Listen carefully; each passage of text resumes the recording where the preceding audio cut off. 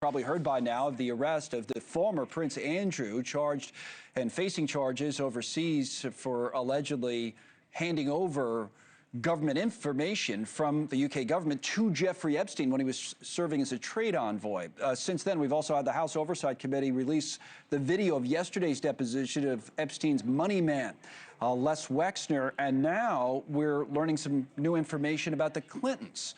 Bill and Hillary Clinton. So with all of that said, let me bring in our senior congressional correspondent, Joe Khalil, to talk about some of this. He's live on Capitol Hill. And let me start with the Clintons. So you're learning at this hour what about their deposition?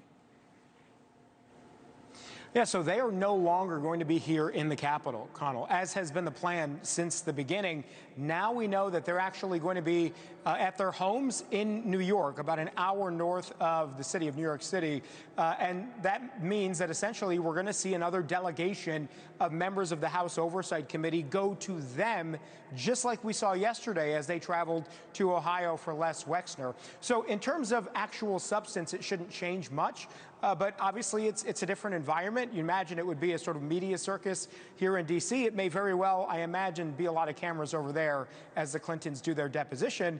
But obviously a big update as we look ahead to that on Thursday and Friday of next week. Let's talk about Andrew Mountbatten Windsor also for a few minutes. Of course, the former prince. I mean, huge story to see a member, or former member, I guess, of the royal family with his royal titles having been stripped, arrested today. So that's been something we've been talking about throughout the show. One of the questions that you, I know, have done some reporting on is, does any of what's happening over there translate here? Let me put up a statement from Ro Khanna, the congressman, of course, from California, has been so involved on this. He's calling for the Commerce Secretary to resign, and starts his quote with, "Even princes are not above the law." And now he and Thomas Massie, who've been working together on many of these Epstein issues, forced the release of an email showing Prince Andrew allegedly shared state info with Epstein. On February 9th, I called on King Charles to investigate and answer questions. Andrew is being held accountable because of the survivors like Virginia Giuffre, who bravely spoke up. But why isn't more being done here? We should start with Howard Lutnick resigning.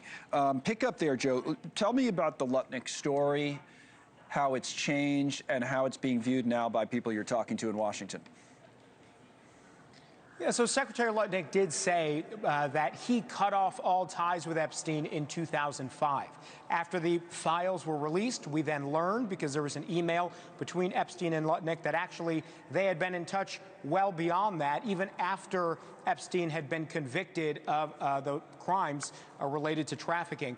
And we also learned through the files that Howard Lutnick actually went with his family and with his nanny's children to Epstein Island. And so all of that, when presented to him in a congressional setting under oath, he admitted to. So he was not being truthful back when he said he had cut ties. And Ro Khanna says this would be a start, that at least somebody should resign. There have been several other calls from members of Congress to say, look, if this is happening overseas, not just in the UK, but in France and other places, in the UAE, then there should be some officials held accountable in the United States. It's not just Democrats calling for that. We've heard the chairman of the Oversight Committee, James Comer, say there needs to be more accountability. We heard Congresswoman Nancy Mace ask why no one has been arrested in the United States. So I think seeing what happened with Prince Andrew certainly adds pressure now to the Department of Justice to sort of move forward on more investigations and potentially working with Congress to do that. Here comes the day after that Les Wexner deposition that we talked about. I mean, he's the Epstein money man. For years, he was deposed in Ohio yesterday, and the video from the Oversight Committee of that deposition was put out earlier today. We played a clip from that. I'll play a clip now of Congressman Stephen Lynch, Democrat, Massachusetts, on the deposition itself, and then I want to hear what you're hearing about it. Here's Lynch.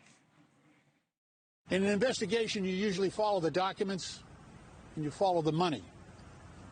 And much of that evidence and all of that money leads us to this location. There was a deep trust between these two men. There was a deep friendship there. Not only in a business sense, but Les Wexner gave Epstein the ability to handle his children's and his family's money. Well, it's crazy. We had the clip earlier that, apparently, according to Wexner, until this deposition, the FBI had never even asked him about Epstein. What are we hearing about Wexner? Yeah, to me, that was the most shocking part of that deposition, by the way, that Wexner had never been approached by the FBI or the DOJ, and his name had been out there for years. We talked to a couple different staff and members of Congress yesterday who were in that deposition. Yasmin Ansari yesterday as well. Members of Congress essentially felt like it was a slap in the face that Wexner was downplaying his relationship with Epstein, saying we weren't really that close, when members of Congress, as Congressman Lynch there just said, there is an expansive paper trail and a public record in history of Wexner, for example, making Jeffrey Epstein, giving him power of attorney over all of his affairs. Obviously, they were close. There were, the birthday cards back and forth and that kind of thing. And what's hard for these members of Congress as they're trying to investigate this is they say that they've accounted for something like upwards of $1 billion in funds that were transferred over the course of decades from Wexner to Epstein. That is a lot of money if he's just a money manager. So when you hear Congressman Lynch there say there are financial ties following the money, it leads to Wexner, and then for him to back out and say, well, we weren't really that close, it just sort of, it's difficult to take that seriously.